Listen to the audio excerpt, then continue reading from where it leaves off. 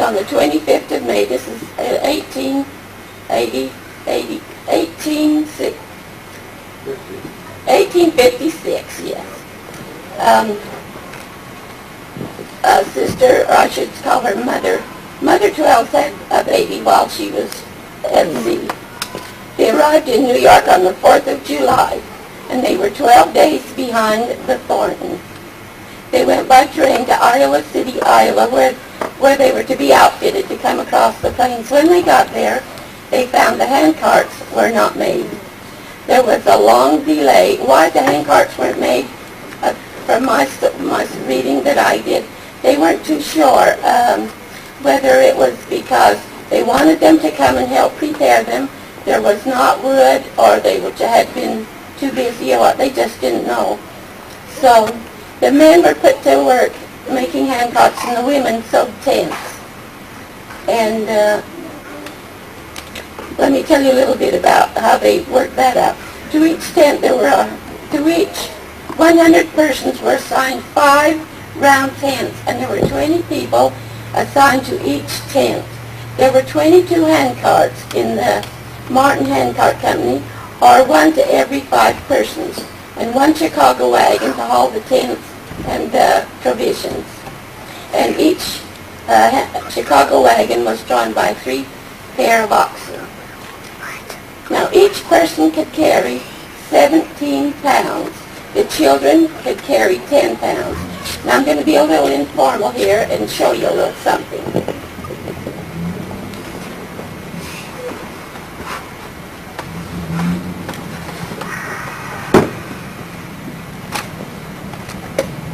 I have this old quilt that it doesn't have a wool back, but it has a wool blanket in the lining. This quilt weighs 8 pounds. This was included in each one's provision, what they could bring in their 17 pounds. I think I'll pass it around and let you.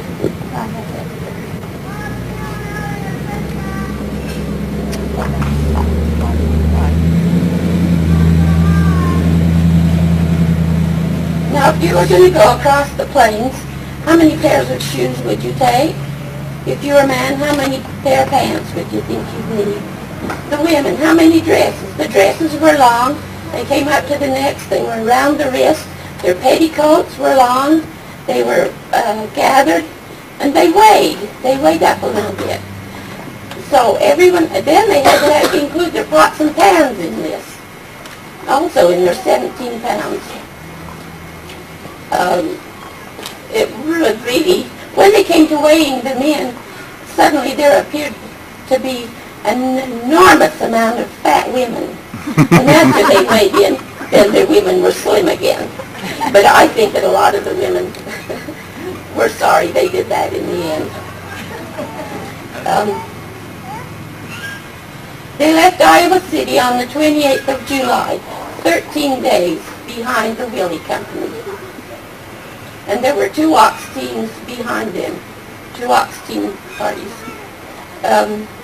They reached Council Bluffs 3 weeks behind schedule. Their carts were made of green wood.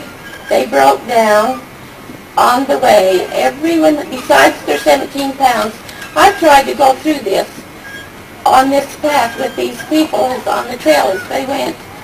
I don't think they packed their clothes in suitcases or trunks. I would think they would have been advised to pack their clothes in duffel bags. They could lay on a duffel bag, they wouldn't weigh as much. That's my guess. Everyone had, besides their 17 pounds for each person in the cart, they had, were asked to carry a 98-pound sack of flour. And this made the hand carts hard to pull. The sand in the axles, it would come up and it would grind in the axles, and it made it wore them, and they got so they would not pull easily.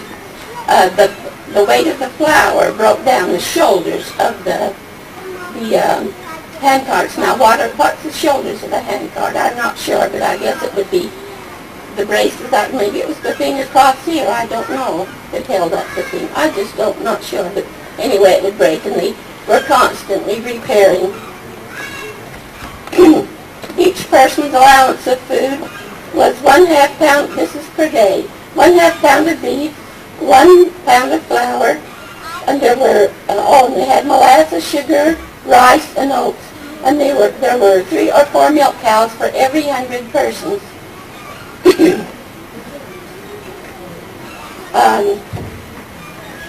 It was getting late in the season.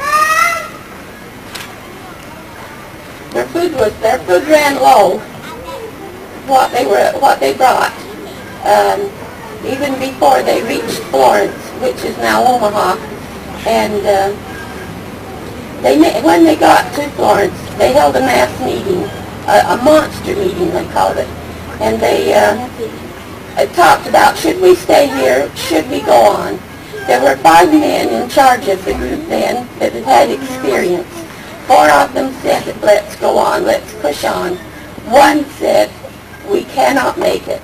With the elderly you have, with the children, with the distance we have to go, there is no way we can get into the valley without severe tragedy. He said, but I will throw my lot in with you. If you die, I will die with you. They paid no attention to him. The saints were anxious to come, and they voted with the other men. So they came on. Now, I got a map of Wyoming here. Now I want you to kind of follow along as we went.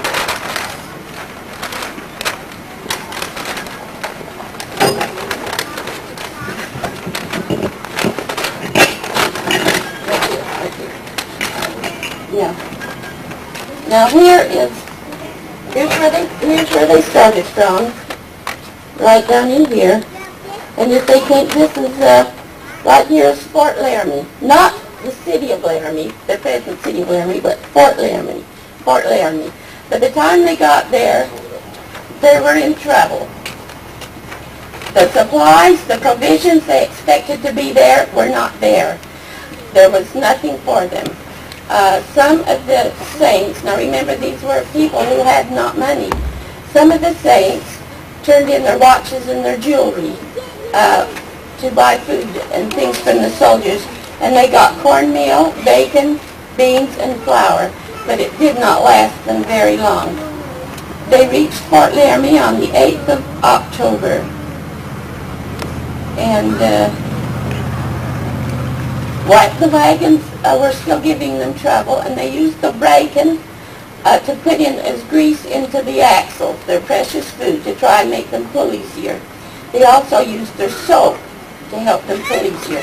They cut up their tin plates and put around. They had some leather bootlegs, they were called actually, that they cut the leather up and put around the axles to try and keep the sand out. They tried everything to make so they could come faster. Before they reached Fort Laramie, President Richards had been released from his mission in England, and with his 2 counselors, and they came through in a lightweight carriage or a lightweight wagon that could travel fast. And before they got to Laramie, he went through, and they were so thrilled to see him, and he could see that we were in trouble right then, clear on this other side of Wyoming. And he said that he would hurry to President Young and give him the word so they could send